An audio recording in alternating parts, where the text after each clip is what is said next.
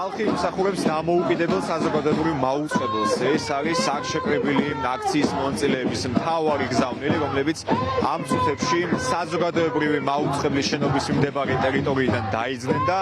კოსტავას ქუჩის მელიქიშვილის გამზირის გავლით უკვე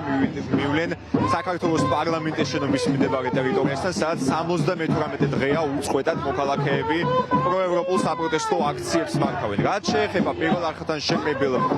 დემონსტრანტებს, რომლებიც ყოველ საღამოს თავს ვალდებულად თვლიან, რომ აქ შეიკრიბონ და დააფიქსირონ საკუთარი პოზიცია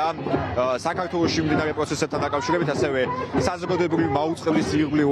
დაკავშირებულ საკითხებთან დაკავშირებით, ისინი იმიჩნევენ, რომ პირველი არხი თავისი სპეციფიკიდან გამომდინარე ვალდებულია, რომ აშუქებდით მოსახლეობისთვის მნიშვნელოვან და მთავარ პრობლემებს. პირველ რიგში, რადგან მას ავალდებულებს საქართველოს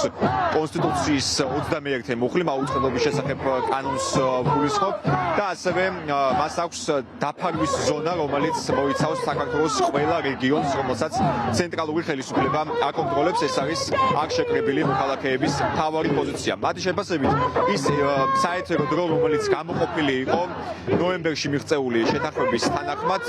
არის ახლა უკვე გაუქმებული და მოქალაქეებს არ აქვს საშუალება, რომ პირველი არხის ეთერი გამოიყენონ იმისთვის, რომ დააფიქსირონ საკუთარი პოზიცია ქვეყანაში მიმდინარე არაერთ პოლიტიკურ პროცესთან დაკავშირებით, არაერთ ეკონომიკურ, სოციალურ, კულტურულ პრობლემასთან დაკავშირებით და სწორედ ამ მოთხოვნით იკრიბებიან ყოველ საღამოს საზოგადოებრივი მაუწყებლის შენობასთან. ასევე დღეს აქ შეკრებილი მოქალაქეები გამოეხმაურნენ ევროპარლამენტის მიერ მიღებულ კრიტიკულ რეზოლუციას, რომლის თანახმადაც 400 მომხრე 400 დელეგატმა საკანონმდებლო ორგანოს წარმომადგენელმა, ევროპის საკანონმდებლო ორგანოს წარმომადგენელმა ხარი დაუჭირა არაერთი პირის სანქციებას, მათ შორის არიან